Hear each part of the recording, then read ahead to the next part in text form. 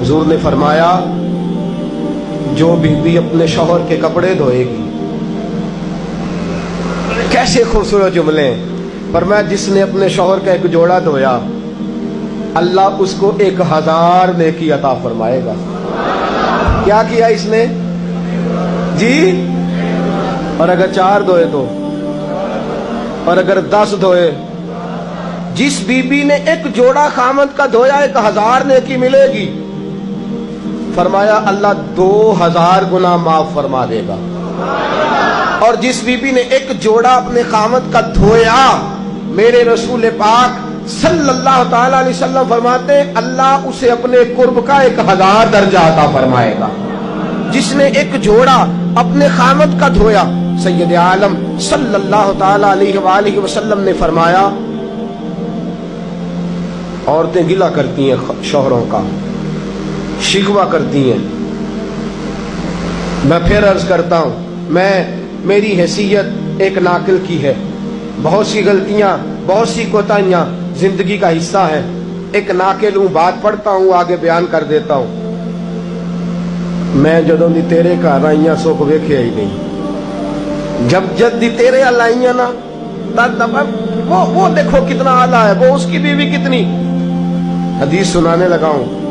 मेरे रसूल पाक सल्लल्लाहु अलैहि वसल्लम ने फरमाया जिस बीबी ने एक दफा कह दिया अपने शौहर से कि जब से तेरे पास आई हूं भलाई नहीं देखी, एक दफा कहा, एक दफा बोली कि जब से तेरे पास आई हूं भलाई नहीं देखी, रसूल पाक फरमाते हैं अल्लाह उसकी 70 साल की इबादत जाया कर देगा।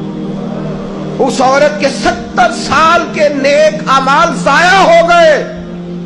जिसने एक बार बुल्ले शाह आसमानी उड़दियां पढ़ना है, आ जेड़ा घर बैठा ओनू बेटे की जन्नत मां के कदमों में, और औरत की जन्नत उसके शौहर के।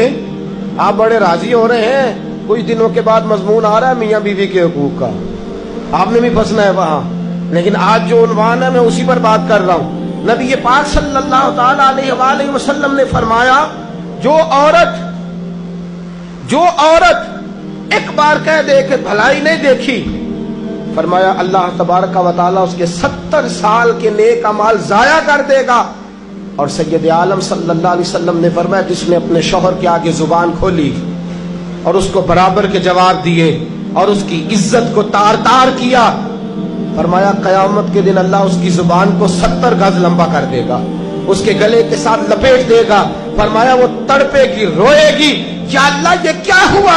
तो रब फरमाएगा तू अपने शौहर की इज्जत नहीं करती थी, तू उसका एहतराम नहीं करती थी, तू उसका कहना नहीं मानती थी, तू उसकी इताअत नहीं करती थी, तू उसके हुक्मों पे चलती नहीं थी। मेरे महबूब का शहर मदीना, एक आदमी, एक सहाबी जिहाद को निकले, अपनी बीवी से कहने लगे मैं जा रहा हूं, मेरी इजाजत के बगैर घर से ना निकलना। और हदीस में मौजूद है, इमाम ज़हाबी हदीस लाए हैं, फरमाया कयामत के दिन उसके पैर गले से लिपटे होंगे, उसके पैरों को गले से बांध दिया जाएगा। ये कौन औरत है? तो रब फरमाएगा ये वो थी जो खामद की इजाजत के बगैर घर से निकला करती थी, बगैर इजाजत के घर से निकलती थी।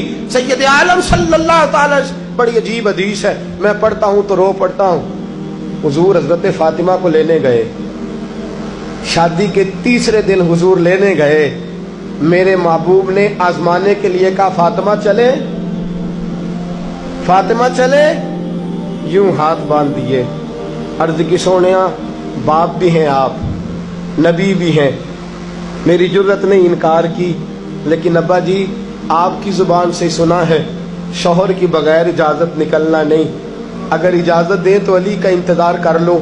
इज्जत वाले रसूल की इज्जत वाली बेटी ने जब कहा ना सोने इजाजत दो दें तो इंतजार कर लो, करीम रसूल की आंखों में आंसू आए।